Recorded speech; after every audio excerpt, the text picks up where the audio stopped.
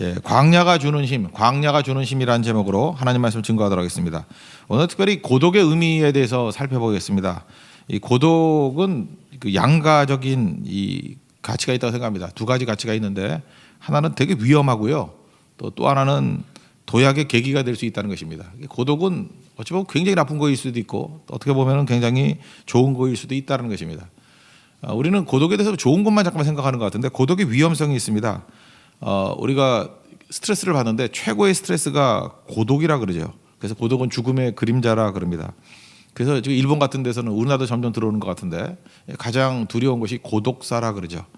고독하게 지내다가 아무도 모르게 죽는 거예요. 그래서 뭐 몇 달 만에 발견되고 뭐 이러는 거 있지 않습니까? 그러니까 고독 이퀄 죽음의 그림자다. 이 정도로 고독은 무서운 것입니다.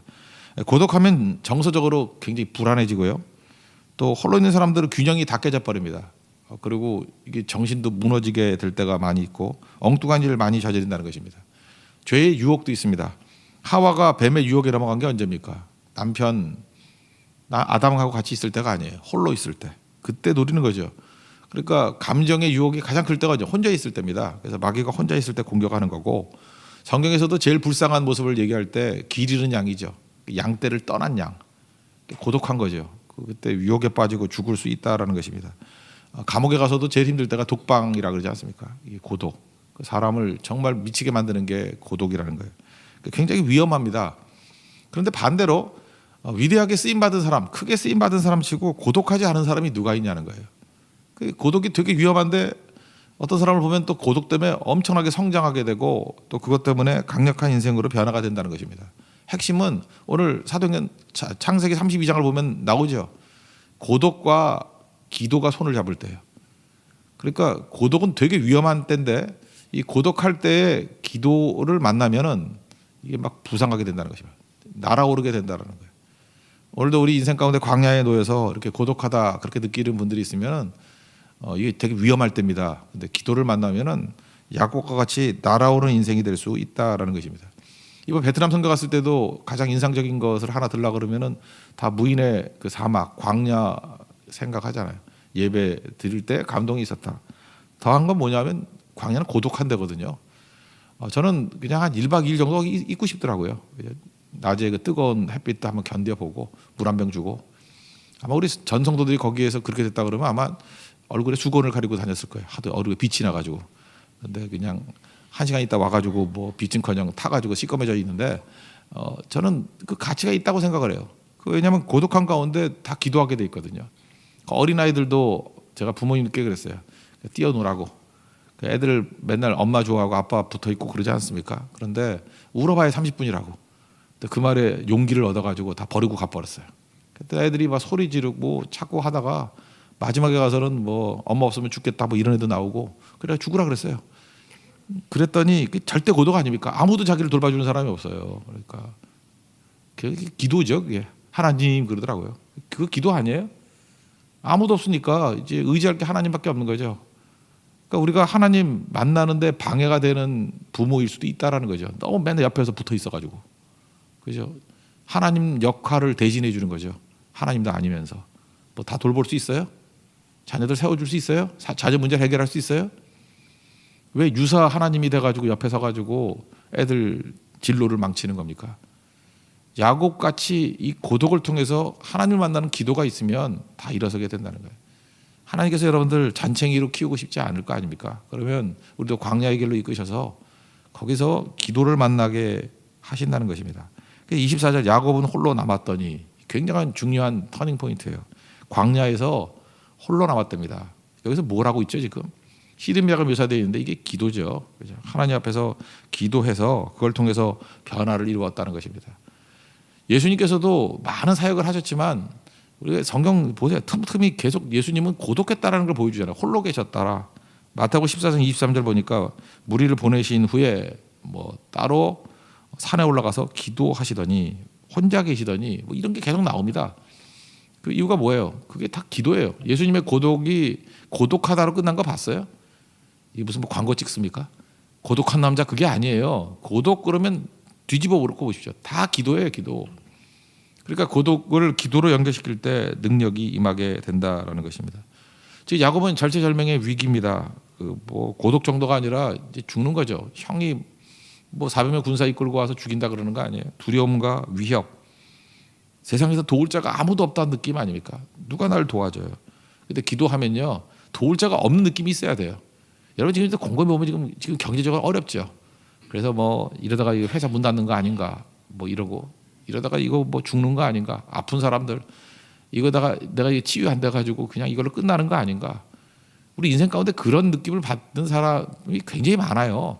그리고 그런 시기가 있다가 또 숨 돌리면 또 오고, 인생이 다 그런 거 아닙니까? 우리가 뭘 의지할 수 있겠어요? 그냥 항상 죽을 것 같은 거예요. 죽을 것 같다. 입에 달고 사는 사람 있잖아요. 그게 진짜 인생의 모습이라고요. 그럼 그때에 고독하잖아요. 아무도 도와줄 자가 없거든요. 힘이 되지 못해요. 그때 기도를 만나게 되면 전능자와 연결이 된다는 것입니다. 전능하신 하나님과 연결이 되는 거예요. 이제까지 그 삼촌 라반의 집에서 20년 동안에 자기 믿고 산 거죠. 하나님을 믿는다 그러면서도 신앙인인데 결국은 자기 수단을 믿고 살잖아요. 자기 힘. 자기 어렸을 때 참 모습이 좋았죠. 하나님이 축복으로 산다고 해서 축복권도 막 뺏고 뭐 그런다고 축복이 임한 것도 아니지만 어쨌든 그 축복에 대한 열망이 있었잖아요. 야곱은 참 이상한 사람이에요. 축복에 대한 열망이 있으면서 실제로는 지 힘으로 다 살아요. 그러다가 여기서 씨름했다는 게 뭐죠? 너 언제까지 네 힘으로 살래? 그거죠. 나 너 괜찮은 애인 줄 알았다. 축복을 추구하고 그래서 괜찮은 사람인 줄 알았는데 너 20년 동안 한 일이 뭐냐? 다 네 노력으로 자기 힘으로 뭘 얻으려고 그러는 거 아니냐. 그러다가 씨름하다가 막판에 뭘 구하는 거예요? 축복해달라고. 씨름의 결론이 그거예요. 내 힘으로 안 된다 그거죠. 그러면 축복해 주세요. 그러니까 하나님의 축복으로 되는 인생이 돼야 된다는 거예요. 여러분 고독에서 기도를 만났다는 게 뭐예요? 하나님이 축복해 주셔야 되는 겁니다. 그럴 때 이름 바뀌는 거예요. 이스라엘이다. 승리자다. 하나님과 사람과 겨루어서 이겼다. 여러분 어떻게 이기는지 알아요? 하나님 축복해 주세요. 그런 사람이 이기는 자예요. 내 힘으로 뭘 하겠다가 바둥바둥 되면 안 되는 거고. 여러분 이번에도 베트남 선교 갔다 와서 뭐 이 선교뿐만 아니라 많은 선교가 그래요. 선교 갔다 와서 제가 선교 가기 전에 그랬잖아요. 거기는 선교의 자유가 없기 때문에 전략을 이렇게 한다고 그냥 우리가 뜨겁게 예배 드리면서 예배 초청을 하는 걸 통해서 일단 신학생들 예배 같이 드리면서 변화를 일으키고 또 그다음에 우리 숫자의 한 10% 20%밖에 안 되지만 이렇게 온다고요. 사람들이 그 오는 불신자과 초신자들을 변화시키는 그런 사역을 할 거라고. 그리고 낮에 하는 사역들은 사실 부수적인 거고 그거는 장기적으로 뭐 그냥 문화 활동 정도 할 수 있는 거고 방문하는 정도지 그 낮에 하는 게 아니라 아침과 저녁에 예배가 중심이라고 그러고 갔잖아요. 그죠? 그런데 그럼에도 불구하고 사람들은요 얼마나 자기중심적이냐면 뭐 저도 그렇고 뭐 다 똑같을 거예요. 뭘 해야지 된다고 생각을 해요. 그래서 간증 갈 때 다 첫 마디가 다 그거네. 이번에 저는 아무것도 한 것이 없지만 그게 참 좋은 의미일 수도 있지만 그게 중요한 깨우침이에요. 나는 아무것도 한 것이 없지만 그러면 딴 때는 했나? 딴 때는 했냐고요. 내가 한 게 뭐가 있어요? 나는 아무것도 한 게 없지만 그래서 아무것도 할 수 없게 만든 게 광야라고요. 근데 되거든요. 거기서 느끼는 게 뭐죠? 아, 세상 만사는 하나님의 축복으로 되는 거구나. 하나님이 하시는 거구나. 이게 죽어라 뛰잖아요. 그러면 사실은 이게 활동주의라고 그러죠. 이렇게 행동주의, 이 비헤이비어리즘. 이게 내가 행동해야 뭘 거둔다고 생각하는 사람은 하나님이 도와주셨지만 결국 행동했기 때문에 됐다라고 생각을 해요. 그 사람 뭘 믿냐면 내가 움직여야 뭐 된다고 생각한다고. 그래서 지금도 그런 사람 있잖아요. 뭐 할 일이 없어서 안 간대. 그러니까 자기가 무슨 역할을 해야지만 뭐가 되는지 알아. 뭘 이렇게 나가서 뭘 하든지. 몸이 아파서 못 가겠대. 근데 몸이 아픈 것도 뭐 아주 아프면 뭐 활동이 안 되니까 그렇지만 이렇게 자유롭게 활동할 수 없어. 건강이 없어서. 그러니까 뭐 이렇게 좀 몸이 편찮으신 분들 있잖아요. 이렇게 다리를 잘 못 쓰거나 뭐 팔을 잘 못 쓰거나 이런. 그러면 선교가 안 되는지 알아요. 그게 그 뿌리에 뭐가 남아 있죠? 내 힘으로 해야 뭐가 된다고 그러는 거예요. 그게 지금 야곱이 하나님과 씨름하던 그 싸움이라고요. 네 힘으로 한다고 마지막에 어떻게 하죠? 환도뼈를 내리쳐 버리잖아요. 힘의 근원이죠. 환도뼈를 내리치고 환도뼈가 위골이 되고 난 다음에서야 축복해 주세요라는 고백이 나와요. 인생이 그렇다고요. 자꾸만 자기 힘 믿으니까 그냥 힘의 근원을 박살내 버리는 거예요. 이래도 네 힘으로 할래? 그게 창세기 32장이라고요. 그래서 우린 똑같은 고백을 하는 거예요. 나는 한 것이 아무것도 없지만은. 멀쩡할 때 하는 고백과 다 깨져서 할 때 고백이 다르죠. 근데 일이 되잖아요. 이때 이스라엘이 되고 이때 승리자가 되고 승리자는 뜻 아니에요. 하나님이 축복해 주시고 이제 네 인생은 축복으로 사는 거다. 나중에 33장 넘어가면 형 에서를 만났을 때 무슨 자기 힘과 지혜로 뭐 해결이 된다. 하나님 축복으로 해결된 것이. 그래서 이 32장이 터닝 포인트예요. 이후에는 축복으로 살아가는 야곱을 묘사하고 있습니다. 그러다 보니까 야곱 자기 얘기가 별로 없어요. 하나님 이야기로 중심이 넘어가는 거예요. 근거가 나에게서 근거가 하나님께로 넘어가는 인생. 이 엄청난 변화가 언제 일어나죠? 고독이라는 광야라는 하나님의 이런 세팅 속에서 기도를 만났을 때예요. 그때 우리 인생이 완전히 변화가 된다는 것입니다. 여러분들 이 아침에 오늘도 그런 변화를 체험할 수 있는 우리 능력의 아침이 되기를 원합니다.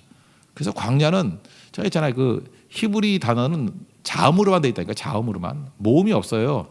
그래서 모음을 그냥 외워서 하는 거예요. 그러다가 나중에 이게 후대에 잊어버리면 어떡할까 해서 그 맞소라 사번부터 이렇게 모음을 집어넣은 거예요.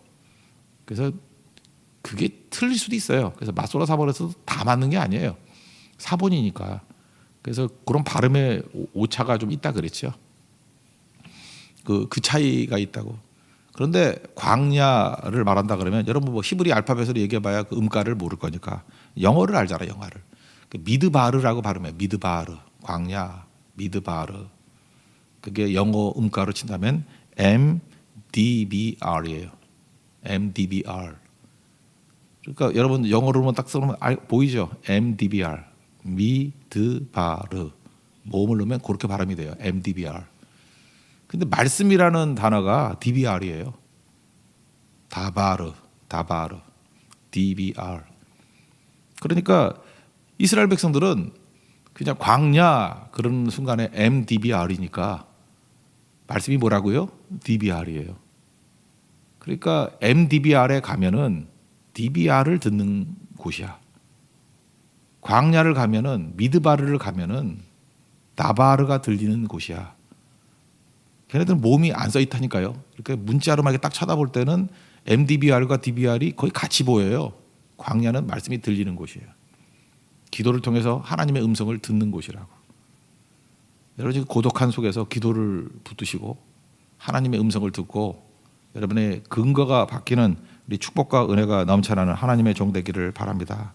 그죠? 그러면은 이제 근거가 하나님께로 옮겨갔으니까 이제부터 어떻게 살죠?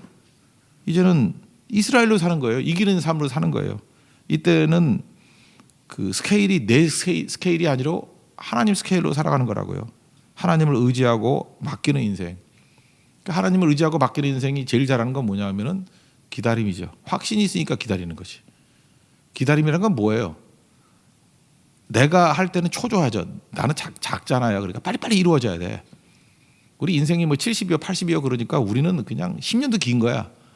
막 빨리빨리 이루어져야 돼요. 그러니까 이렇게 좁쌀만한 인생을 사는데 하나님의 뜻이라는 걸 믿으면요, 이게 엄청 커지는 거예요. 그 속에서 내가 뭘 하고 있구나. 그러니까 기다릴 수 있고 충성할 수 있고. 그러니까 그런 게 거기서 나타난 거예요. 여러분 프레스토 신드롬이라는 거 아시죠? 프레스토. 옛날에 그 자동차도 있었는데 그 엑셀과 뭐 선대에서 나온 자동차 프레스토라는 차 있었는데 몰라요? 뒤가 해치백이 있었고 뒤에 그 뭐 툭 튀어나온 게 프레스토였는데 매우 빠르게라는 거잖아요. 매우 빠르게. 음악 용어로 쓰는데 매우 빠르게. 그러니까 쉽고 빠른 것을 추구하려는 세대예요. 그래서 옛날에 프레스토 신드롬 그랬는데 뭐 뭐든지 빠르게 하려고 그러는 거. 빠르게 하려고 그러는 사람은요 하나하나가 안 보여요. 그래서 허둥허둥 되는 거예요. 그런데 하나님의 큰 스케일을 바라보는 사람인지 아닌지를 뭘 보면 아느냐 하면 지금 one by one 하나씩 할 수 있느냐. 그걸 보면 알아요. 그죠? 그래서 자루 하나하나를 옮기면은 수레 전체를 다 옮길 수 있는 거예요. 근데 이게 엄청나게 쌓이는 수레를 바라보면서 내가 저걸 어떻게 하는 사람은 확신이 없는 거죠. 그러니까 하나씩 하는 거예요. one by one. 매일매일 도끼질하면 큰 나무도 넘어지겠죠. 그래서 하나님을 확신하는 사람이 매 순간 성실해요. 그러니까 하나님을 의심하는 사람은 성실할 수가 없어. 우왕좌왕 해가지고 아무 일도 안 해. 손에 일이 잡히지 않는 겁니다. 선교도 마찬가지예요. 선교도 뭐 1차, 2차, 3차, 4차. 이번 네팔 선교는 13차네요. 13차. 이렇게 꾸준히 가니까 이제 우리 그 시간을 쭉 보면 알잖아요. 어떻게 하나님께서 일하시나. 초조한 사람은 그 뭐 일주일 동안 가가지고 뭐 3일 4일 가가지고 뭐가 벌어져? 이러면 가치를 못 느끼고 아무것도 못 한다니까요. 그러니까 하나님이 일하신다니까. 내가 한 일이 아무것도 없어. 그런 의식이 중요한 거예요. 하나님이 일하시는 거거든요. 우리를 보내시는 거예요. 하나님이 일하시는 거예요. 그러면 내가 지금 가서 해야 될 일이 뭐냐면 자루 하나 움직이라는 거예요. 그거를 통해서 하나님이 일하신 거죠. 보리떡 5개, 물고기 2마리를 드리라는 거예요. 그걸 통해서 예수님이 오병이어의 기적을 이루셔서 5,000명 먹고 2만 명 먹고 12바구니 남게 만드는 거예요. 이거죠. 이게 야곱의 삶이고 이스라엘의 삶이고 하나님 믿고 의지하는 자의 삶이라는 것입니다. 그래서 허둥대다가 끝내는 인생이 아니고 그 작은 거에 충성하다가 하나님이 이루시는 그림을 이루어 나가는 거예요. 제가 허둥대는 거를 이제 다 생각나는 것 중에 대표적인 게 뭐냐면 영화 한 편이 생각나는데 한 10년 전에 나왔던 영화가 있습니다. 그 우주전쟁이라는 영화가 있어요. 그 우주인이 지구를 공격해서 뭐 엄청 뭐 망할 위기에 처한 거예요. 근데 이거 되게 괜찮은 감독이 만든 거거든요. 스필버그 감독이 만든 거고요. 팜 크루즈 그 잘생긴 남자가 주인공이에요. 뭐 감독도 빵빵해, 주인공도 빵빵해. 굉장히 기대하잖아요. 우주 전쟁, 뭐 스케일 돈도 엄청 썼대요. 그죠? 블록버스터 뭐 이러면서 뭐 광고도 엄청 하고. 근데 우주 전쟁을 딱 보고 있는 순간에 여러분들 되게 걱정을 해요. 너무 스케일이 큰 거야. 너무 스토리를 벌려놓는 거야. 여러분들은 안 그럴지 모르지만 저 같은 목사는 걱정이 돼. 저 마무리를 어떻게 하려고 저러나. 시간을 딱 보니까 이제 30분 남았어. 근데 수습이 안 돼. 우주전쟁이 계속 스케일이 커지고 저는 설교하는 사람이니까 저거 어떻게 마무리하려고 저러나. 그러니까 30분이 아니라 20분 남을 때까지도 잠깐만 더 스케일이 커져. 잠깐만 스토리가 막 넓어지는 거예요. 저 20분 동안 어떻게 수습하려고 그러나. 결국은 그 괴력의 우주인, 하여튼 우주인이 엄청 괴력이고 지구인은 쪼다고 뭐 이런 거예요. 구도가 뭐 어마어마한 거다. 근데 지구에 있는 어떤 미생물에 감염돼 가지고 그냥 죽어요. 5분 안에 다 죽어버려. 여러분 그 소문난 잔치에 먹을 거 없다고. 여러분 사실 극한 직업 보고 약간 허무하지 않았어요? 이게 무슨 1,600만 명이 본. 죄송합니다. 지금 아직도 하고 있는데 내가 또 괜히 또 누가 되는 건지 모르겠는데 보고 난 다음에 이게 1,600만 명이 볼 가치가 있나? 뭐 이런 그런 느낌이 좀 약간 허무하잖아요. 극한 직업은 그래도 좀 남는 게 그래도 뭐 재밌었지 하면서 위로도 되죠. 뭐 그렇지 뭐 돈만 원 내고 이 정도면 됐지 뭐 그렇지 뭐 이런 정도. 근데 우주 전쟁은 욕하고 나와요. 욕하고. 그죠? 이게 이 영화 잘 모르시면요. 극한 직업보다 10배는 허무해. 그때 제가 그 메모를 하나 해놓은 게 있어요. 스필버그가 초조한가 보다. 대감독이라는 것이 있는데 그래서 자기가 잘하려고 그러는 거예요. 그래서 최고의 작품을 만든다. 그죠? 뭐 인디아나 존스 이상 뭐 이런 거 만들어야 되잖아요. 그죠? 뭐 최고의 뭐든지 뭐 날렸잖아요. 뭐 만들기만 하면. 그러다가 용두사미가 돼버리는 거예요. 우리 인생이 그래요. 수습을 못해요. 우리가 뭘 주도권을 잡고 일하면. 근데 롬파리팔이라 그러죠. 로마서 8장 28절.